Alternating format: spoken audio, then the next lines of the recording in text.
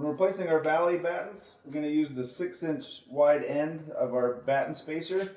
We'll center that in the valley and just bring those battens together, which will keep it centered. When we're using our EBS, we're going to fasten with a ring shank nail or exterior grade screw down through the pucks, every puck, and they're located every foot.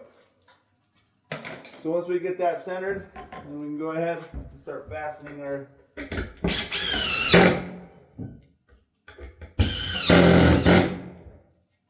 valley battens. Alright, when we're doing our hip battens, we're going to take, if we're using our EBS, we're going to take those pucks and just move them to the inside so they face each other. And then we want to center these over our hip line because our caps are going to fit in over these, so we want these straight.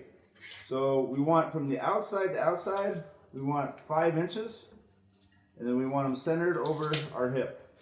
And then we'll go ahead and take that ring shank nail or exterior grade screw, and we're going to fasten into every filled batten going up the hip.